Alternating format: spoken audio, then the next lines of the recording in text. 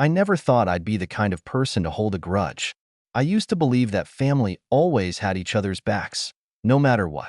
That's what I was raised to think. But when I needed them the most, my so-called family turned their backs on me without a second thought. It all started 3 years ago when my life fell apart overnight. One moment, I was healthy, working a stable job, and planning my future. The next, I was lying in a hospital bed, staring at medical bills that I had no way of paying. The doctors told me I needed urgent treatment, and without insurance, I was drowning in debt before I could even process what was happening. But I wasn't alone, right? I had family. My relatives were well off. Some were even wealthy.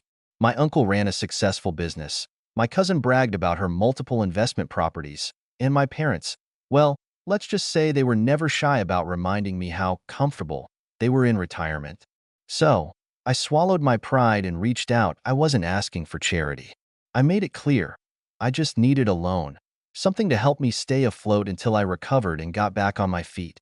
I even offered to sign an agreement, pay interest, whatever it took. I thought they'd understand. I thought they'd care. But instead, they gave me the same response over and over. We have our own lives to deal with. Some of them ignored me completely. Others sent vague, dismissive texts.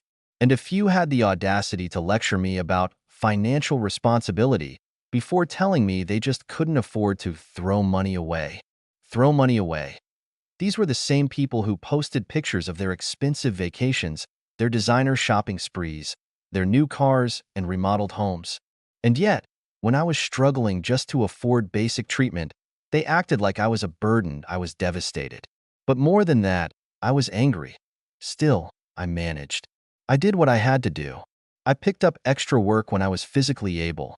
I fought with the hospital over bills, and I got through it without them. It wasn't easy, but I survived.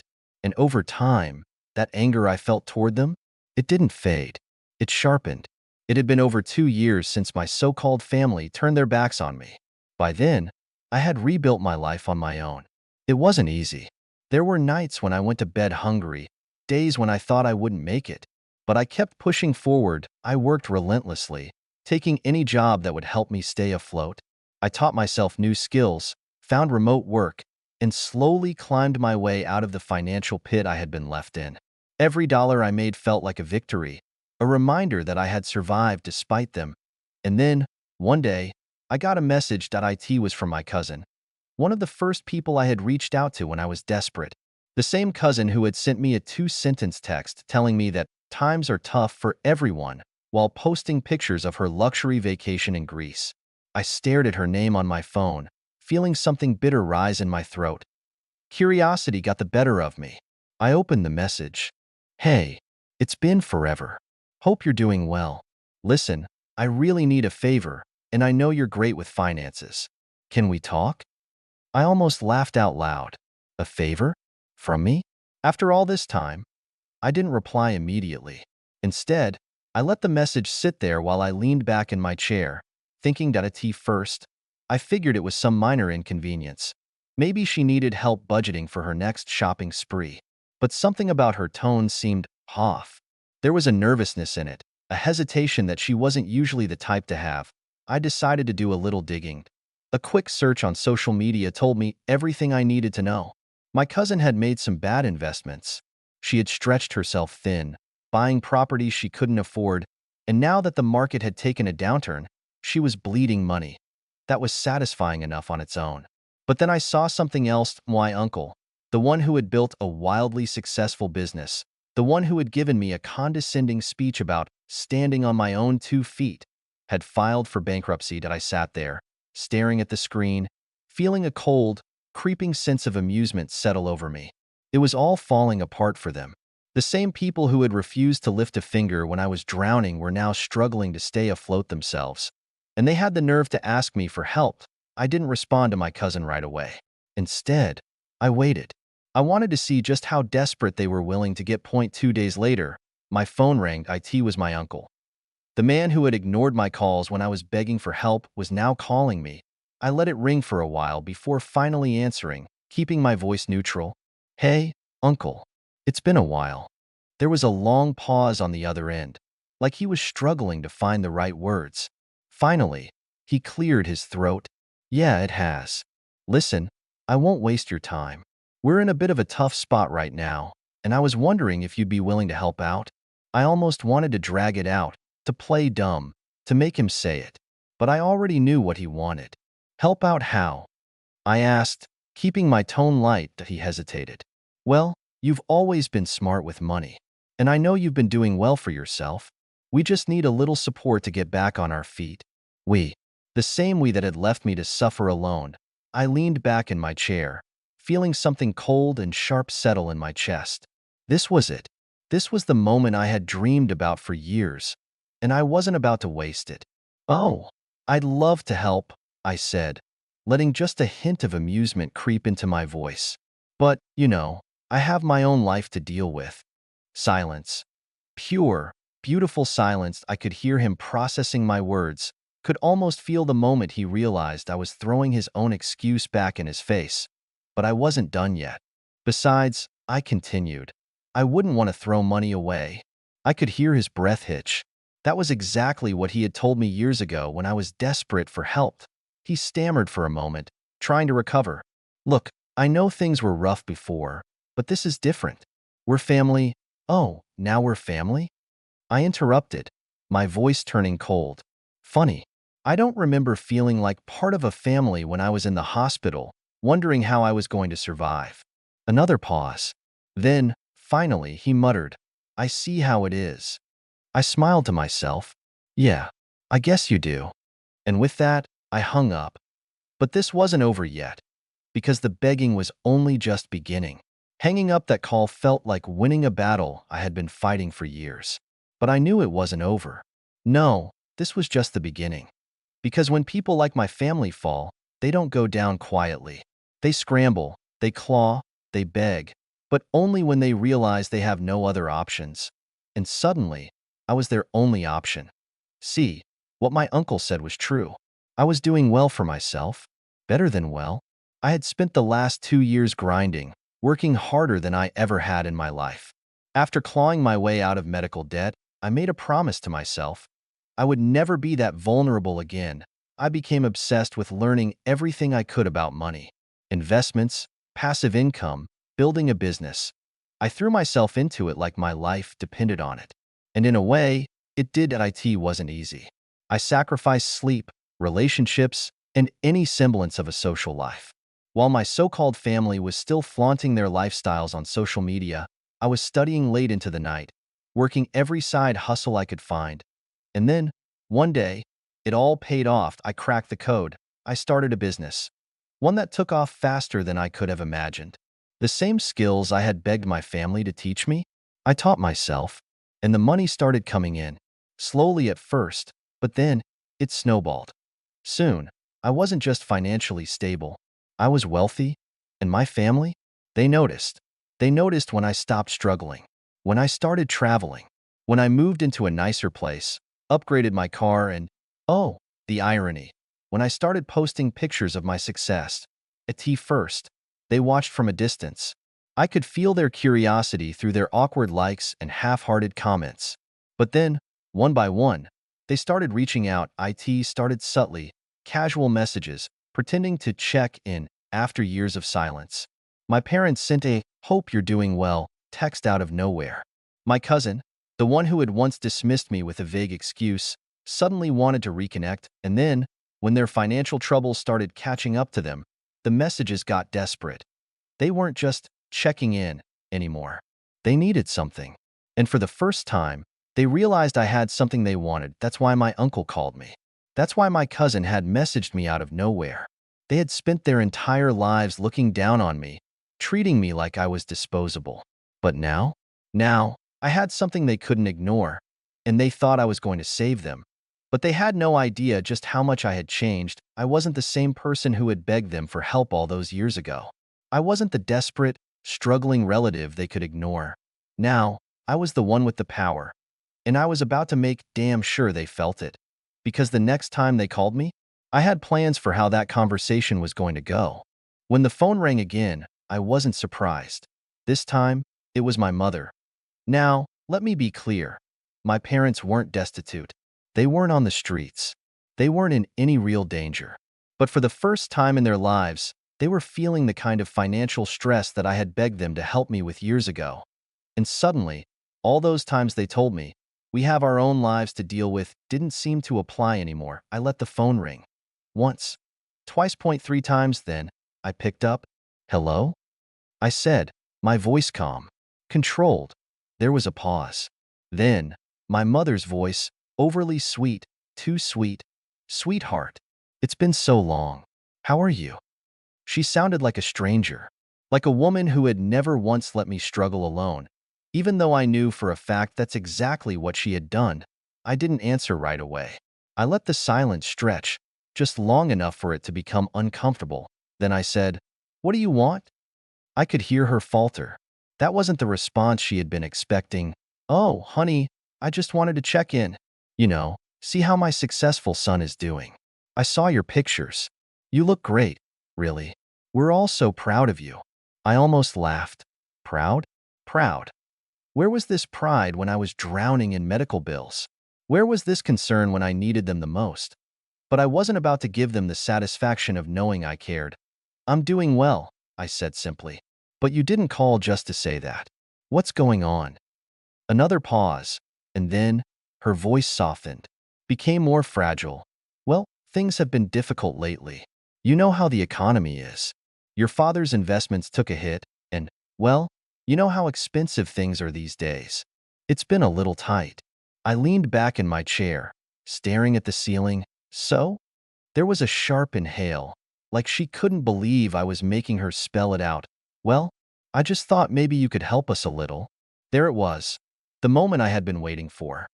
The same people who had turned their backs on me when I was at my lowest were now coming to me with their hands out, expecting me to fix their problems. I could have given them the money. Easily, I could have bailed them out with a single wire transfer. And that's exactly what they were banking on, that I would be too kind, too soft, too guilty to turn them away. But they had no idea how much I had changed, so I smiled, and I said, "No." Silence. Then, my mother let out a nervous laugh, like she thought she had misheard me. "Honey, what do you mean, no?" I leaned forward, gripping the phone a little tighter. "I mean, no, Mom. I'm not helping you."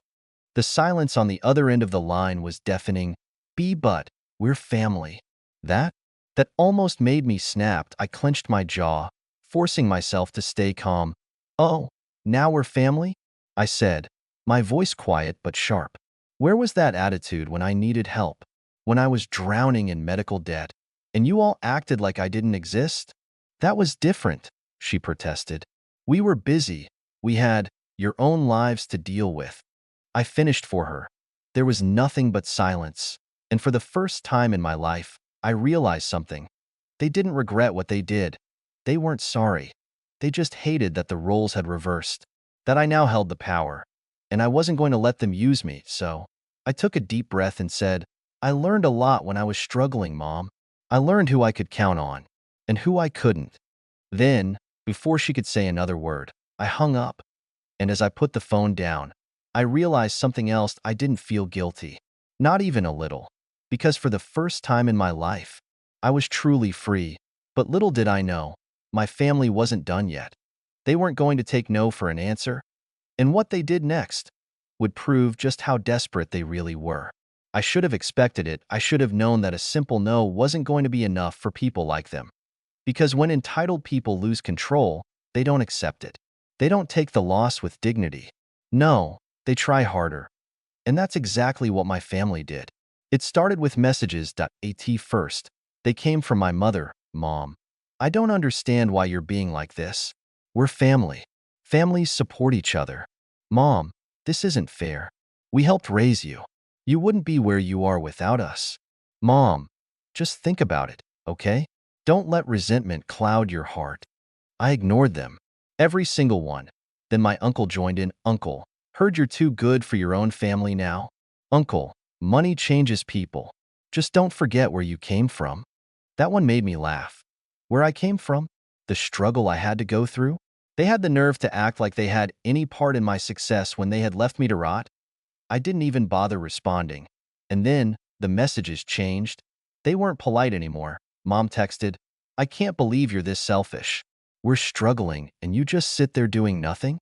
Then she texted again, you're rich now. It's just money. You wouldn't even miss it. Cousin texted, wow, really? After everything? You're disgusting.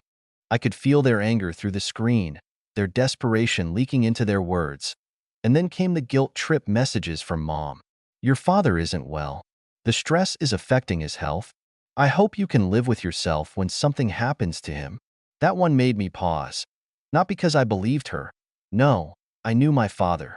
He was fine. But the fact that she would go that far to manipulate me, it was pathetic. And it told me one thing. They weren't just struggling. They were sinking. But nothing prepared me for what came next.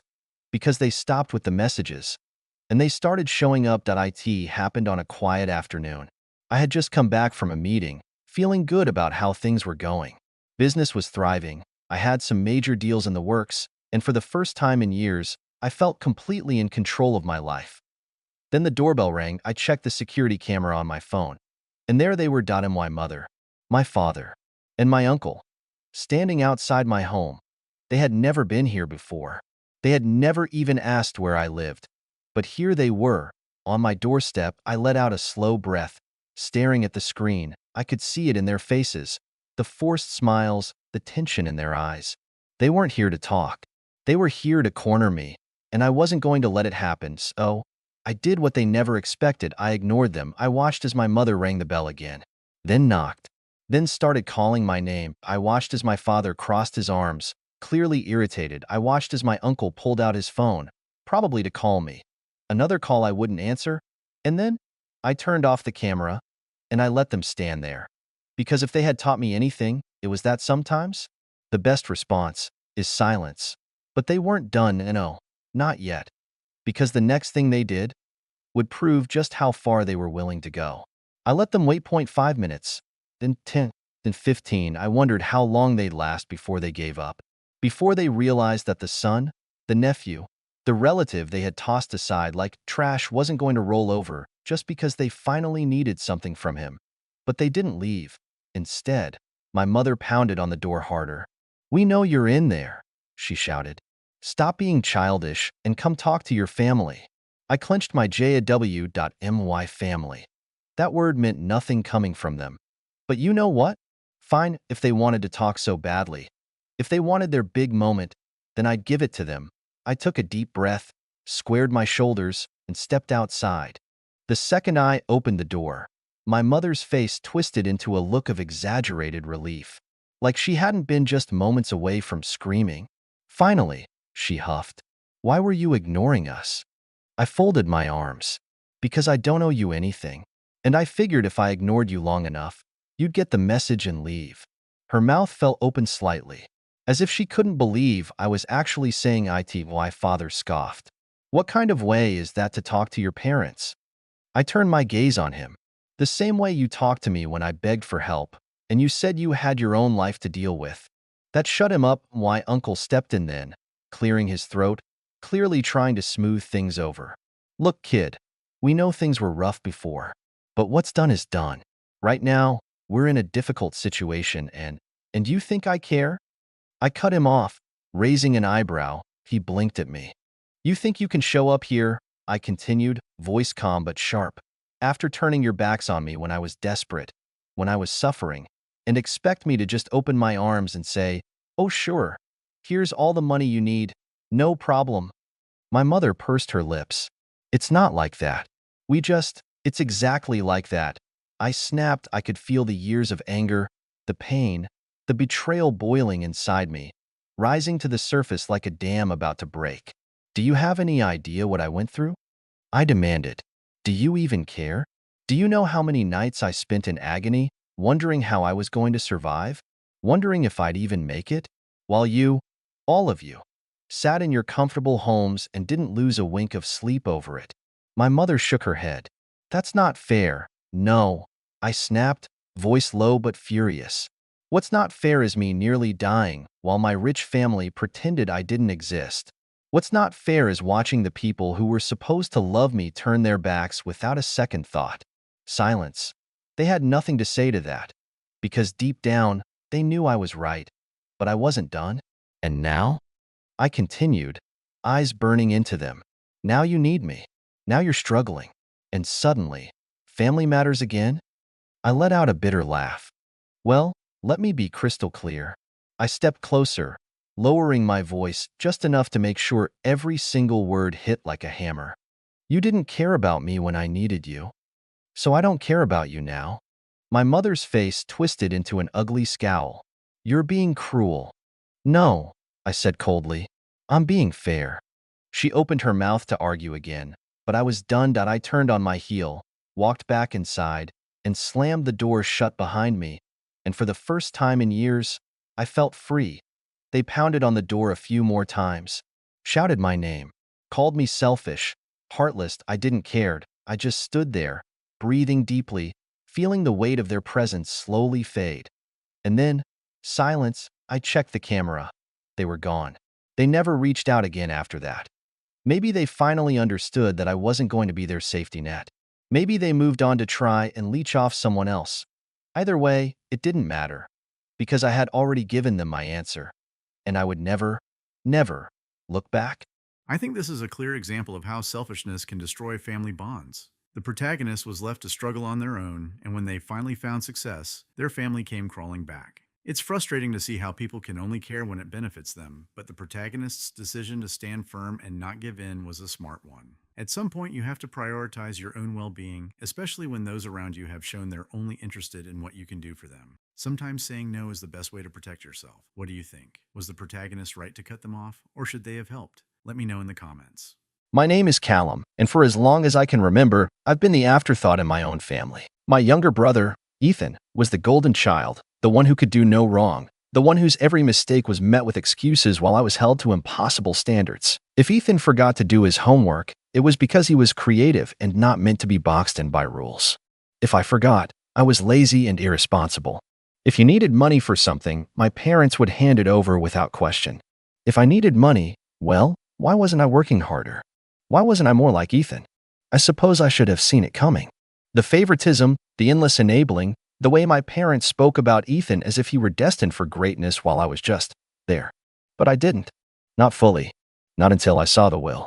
It was a rainy Sunday afternoon, and I had stopped by my parents' house like I sometimes did. Not because I wanted to. I had long since accepted that I would never be their priority, but because, despite everything, I still felt an obligation to help them. Over the years, I had covered small expenses here and there, chipped in for repairs, and even helped with their mortgage when things got tight. Not often, but enough that I thought, foolishly, that they appreciated it. That, deep down, they understood I was the one keeping things afloat while Ethan bounced from one failed business venture to the next, burning through every dollar they handed him. I wasn't even looking for it. The will.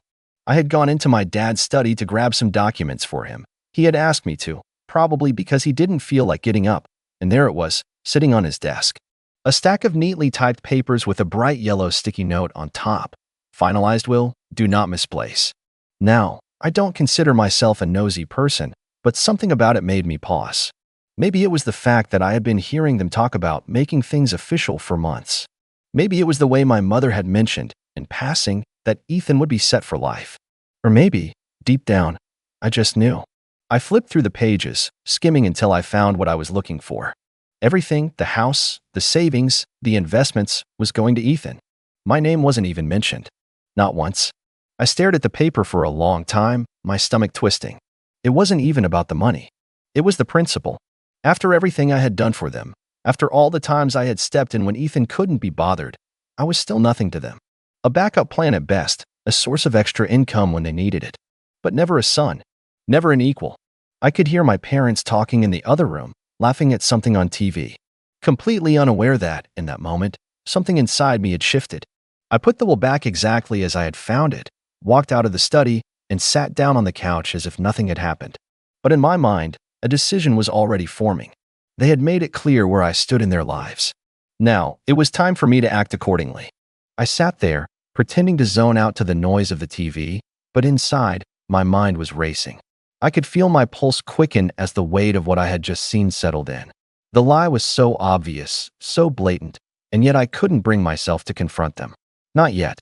I wasn't ready to show my hand. I stayed on the couch for a while, silently watching my parents. They were in the middle of a conversation about some new show they were watching, completely unaware of the storm brewing in my mind.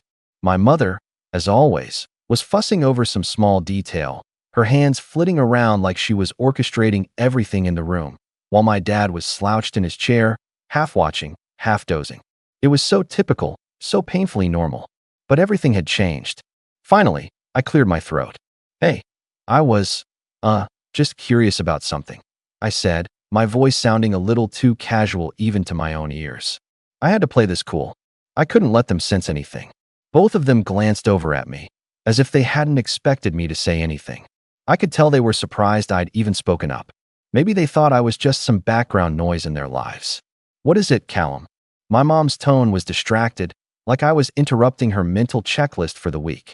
I feigned nonchalance, leaning back a bit on the couch, trying to make it seem like the question didn't matter. I was just wondering, about the will. I'm pretty sure I overheard you two talking about it. My dad raised an eyebrow. What about the will? He sounded defensive, but then he quickly masked it with a lazy shrug. It's all set up. Everything's going to Ethan and you. Don't worry, son. He waved it off like it was no big deal. My mother, sensing that my dad was getting a little too flustered, jumped in. Oh, don't listen to your father. It's all equal, 50-50 between you and Ethan. She smiled at me, though I could see the slight tension in her face. We wanted to make sure everything's fair. We've been talking about it for months now. 50-50. Equal. The words hung in the air like a sickeningly sweet lie. My stomach twisted again, but I kept my face blank. Right? I said, nodding slowly, trying not to let my voice betray me. Just wanted to double check. Ethan had never been good with money. Everyone knew that, but my parents had always made excuses for him. It's just that Ethan is going through a rough patch, my dad would say. Or, Ethan's been trying to start his own business, and it hasn't taken off yet. He'll get it together, though. Meanwhile, I was the one who'd helped pay for their mortgage when they couldn't keep up, the one who'd picked up the slack when Ethan's business ventures went south. And now, here I was, watching them lie straight to my face. But I didn't call them out. Not yet. I wasn't going to let them know how much it hurt, how deeply the betrayal cut. No, I'd play along. Let them believe they could fool me. I wasn't ready to show my cards. Not until I had a plan. Good to know, I said, flashing a tight smile. I'll just, get going then. Things to do. I stood up from the couch and turned toward the door. Before I could leave, my mom called after me. Oh, Callum, just so you know, Ethan might need you to help with the bills a little more this month. He's really been struggling. I froze at the door, my hand on the handle, a bitter laugh bubbling up in my throat. Ethan struggling? That was rich. I turned around slowly, my eyes narrowing, but I didn't say a word. I just nodded. Of course. I'll talk to him later. And with that, I left. I had to get out of there before I said something I might regret. But I wasn't done. No, not by a long shot. This was far from over. As soon as I got home, I pulled out my phone, sat down, and stared at the screen. I could feel the anger building inside me, but I wasn't going to waste it. No, I needed to be patient. I needed to wait. And when the time was right, they'd see what it felt like to be left out. I just had to be careful, because this was going to get ugly. The next few days felt like a waiting game, but the more I thought about it, the more I realized just how far I'd been pushed. They thought they could use me, treat me like a safety net, all while pretending to care. But I was done. I had made up my mind. No more. I knew what I had to do. The first step was to cut the financial ties. It wasn't just the small stuff anymore. It wasn't just me paying for the occasional repair or sending a little extra money for groceries. This was bigger than that. It was time to cancel everything, every last little thing I'd been doing for them. So I started with the most obvious one, the mortgage. It wasn't much, but I had helped out a few times when they were behind. A couple of months, I chipped in a little here and there. Nothing major, just enough to make sure they didn't fall behind, enough to make sure they didn't have to ask for help. But now, they didn't need me. They had Ethan, the golden boy. I opened my bank app, stared at the screen for a moment, and then found the automatic payment I had set up for their mortgage. It had always felt like just another way I could be of use to them, but not anymore. I tapped the cancel button, just like that. The payment was gone. I hesitated for a split second, but then I thought about the will. The lies. The way they dismissed me, How they treated me like I was just there to fix their problems while they lavished attention on Ethan, the creative one who never had to lift a finger. No more. The next step was the utilities. The electricity bill, the water, the gas. I had been covering some of that, too, when they were behind, as I was often the one they'd call when the bills piled up. Callum, could you help with this one? Just this month, they'd ask. And, like a fool, I'd say yes. No more. I pulled out the monthly payments and canceled everyone. It wasn't even about the money anymore. It was about sending a message. I didn't stop there. I thought about the car repairs I'd paid for when their old sedan started having issues, or the countless times I'd sent money when they needed a little extra for groceries, only for them to throw a lavish dinner party for their friends while I was left to scrape by. I went through my records and pulled up every transaction. Everything. If they thought Ethan was going to cover their expenses, then let him. When I finished, I just sat there for a moment, letting the gravity of it all sink in. There was no turning back now. They would have to face the consequences of their actions. Ethan could step up, or they could face the reality of what it meant to burn bridges. But it wasn't just about the money, it was about control. They thought they could manipulate me, make me the invisible one, the one who always had to be there, always had to help. Well, now they'd see what it felt like when that crutch was taken away. I went through the rest of the evening with a kind of calm, detached satisfaction. My parents hadn't even called. They hadn't noticed yet. Ethan probably hadn't noticed either. But they would. They would soon enough. A few days passed in silence, but then came the first message. It was my mom, texting me out of the blue, and it made my blood run cold. Callum, the mortgage is due. No greeting. No small talk. Just that simple demand. It was exactly like I thought it would be. But this time, I wasn't going to help. This time, I was done pretending that they could continue using me as a fallback. I took a deep breath. My fingers hovered over the screen. For a moment, I considered ignoring it. I could just pretend like I didn't get the message. But that wouldn't be satisfying enough. I wasn't going to just leave them hanging. Instead, I replied, I know. You should ask Ethan. I hit send, and then set my phone down on the table, watching it vibrate as if the universe was waiting for them to respond. I didn't care what they said. I didn't care how they tried to guilt-trip me or what kind of excuses they'd come up with. This was it. They had crossed the line. Now, they would have to deal with the consequences of their own actions. But deep down, I knew this was just the beginning. What came next? Well, that was going to be even harder for them to ignore. The seconds felt like hours, the phone sitting on the table vibrating again and again.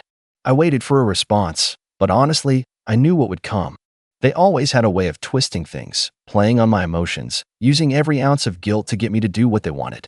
It was the same old song and dance. But this time, I wasn't going to fall for it. The phone buzzed again, this time with a message from my dad. The screen lit up with his name, and my heart sank just a little. I wasn't sure what I was expecting, but it certainly wasn't this. Callum, what do you mean by that? This is your family. Why would you not help us? We've always been there for you. There it was. The manipulation. The attempt to make me feel like I was the one who had wronged them. But I had already made up my mind. I wasn't about to let them gaslight me into submission again. I sat there for a few moments, staring at the message, thinking about what I was about to do. There was no more pretending. I couldn't ignore it anymore. I had to confront them. I picked up my phone, fingers trembling just slightly, and replied, keeping my tone as calm and measured as possible. You want to know why? Because you lied to me. All this time, you've been treating me like a backup, like an ATM when it was convenient. You told me that everything was split evenly between me and Ethan, but you left everything to him in the will. That's the truth, isn't it?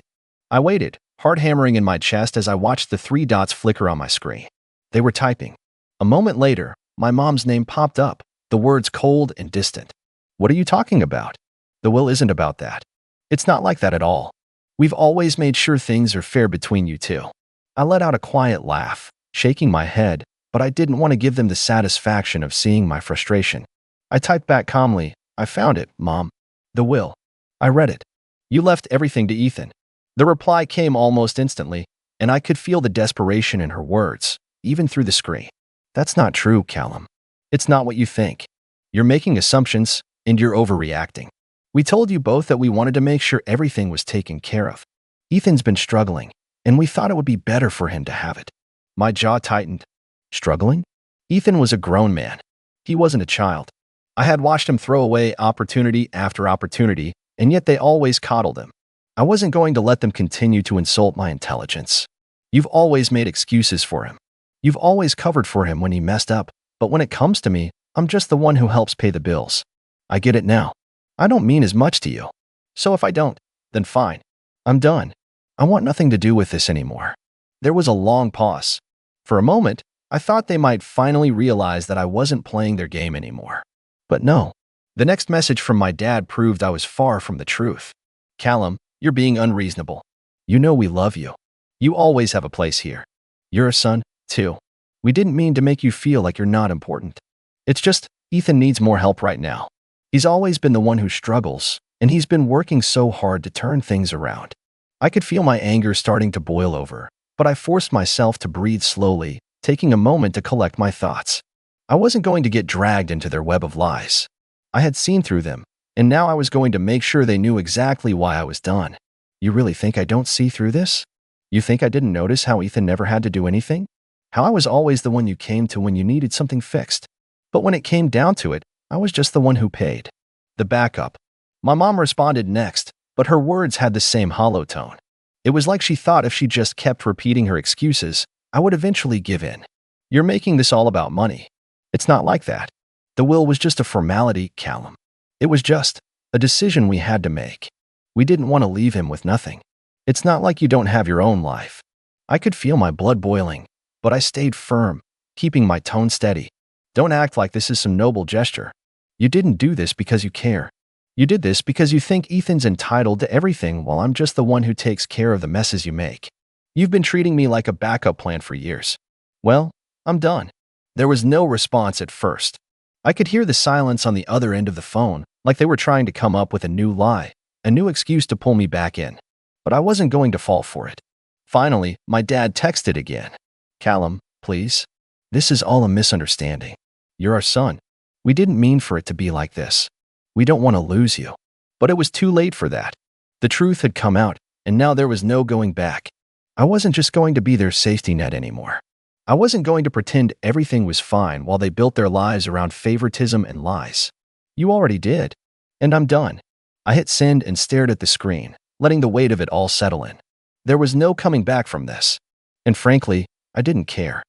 The days after I cut off all communication with them felt oddly calm. It was like a weight had been lifted off my shoulders, though I knew the storm wasn't over. I had to force myself not to think too much about it, not to wonder if they would come crawling back or try to guilt-trip me into helping again. For the first time in years, I was free from their manipulation. But then reality hit them hard. It started with a phone call from my mom. I ignored it. Then another. And another.